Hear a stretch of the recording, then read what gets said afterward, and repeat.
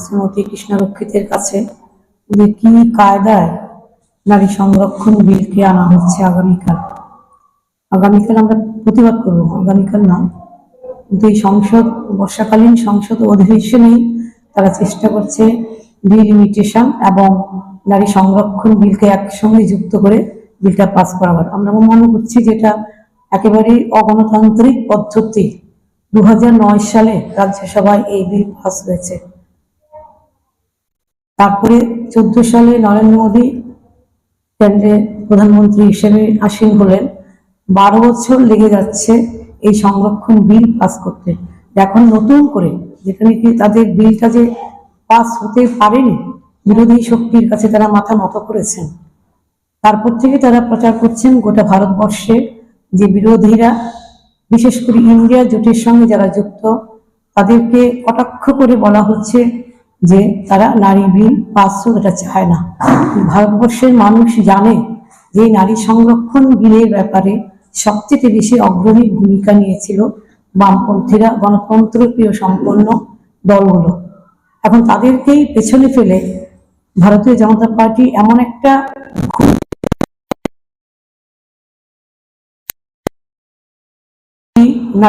নারী সংরক্ষণ বিল, তারাই সবচেয়ে প্রধান উদ্যোক্তা এটাকে পাস করার জন্য। কিন্তু এটার মধ্যে এই যে ডিলিমিটেশন ব্যাপারটা যুক্ত করেছে, এটার মধ্যে কিন্তু একটা গভীর চক্রান্ত আছে, যেখানে কারণ এটা বেরিয়ে আসবে যে ভারতবর্ষের কোন রাজ্যে কত জনসংখ্যা এবং সেখানে নারী সংরক্ষণ বিল হলে কত পার্সেন্ট মহিলা উপকৃত হবেন, তারা সেখানে সংসদে যাওয়ার ক্ষেত্রে তাদের কতটা সুবিধা হবে। এবং এই যে ডিলিমিটেশন প্রশ্নটা তুলেছে, এর ফলে দেখা যাচ্ছে যে ভারতবর্ষে সবচেয়ে বেশি মানে পিছিয়ে থাকবে আসন সংরক্ষণে দক্ষিণ ভারত।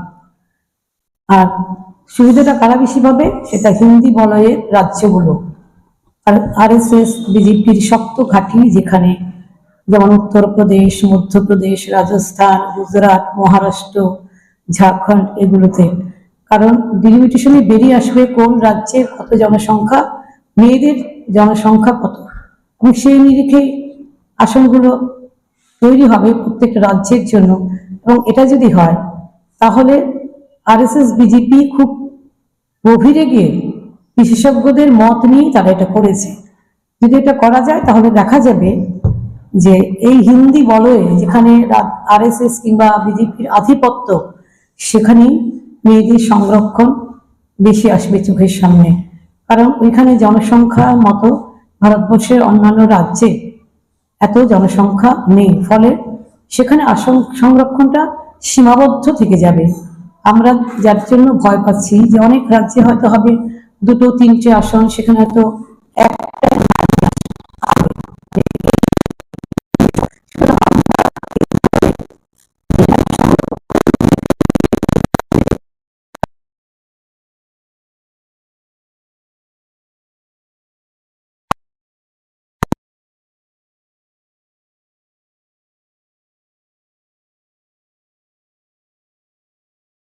তীব্রভাবে নিন্দা করছি এবং বলছি এটা মানা চলবে না। এটা আমরা একেবারে সর্বস্তরে এই বিরোধিতা আমরা দেখাতে চাইছি এবং এই নিয়ে আমরা লড়াই করব, যার প্রথম দৃষ্টান্ত হতে চলেছে আগামীকাল। গোটা দেশে এর বিরুদ্ধে বলেছেন কৃষ্ণরক্ষী যে যন্ত্র মন্ত্রে সেখানে একটা প্রতিবাদ সভা হবে, বিক্ষোভ হবে, তুমুল বিক্ষোভ হবে, যার ফলে আমরা কেন্দ্রীয় সরকারকে এটা জানাতে চাইছি যে এইভাবে অগণতান্ত্রিক পদ্ধতিতে নারী সংরক্ষণ বিল পাস করা কোনো মতেই যাবে না।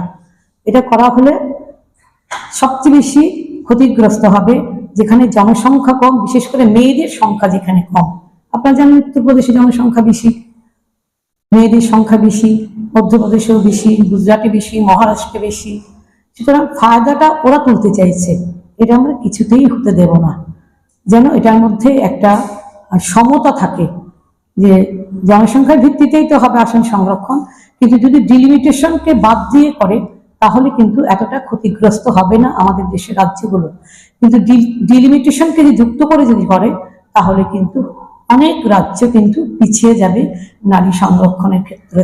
সুতরাং পার্লামেন্টে শুধু হিন্দি বলয়ের প্রতিনিধি বাড়বে দক্ষিণাঞ্চলে বাড়বে না, পূর্ব ভারতে বাড়বে না, এটা তো হতে পারে না। তার জন্য এটা আমরা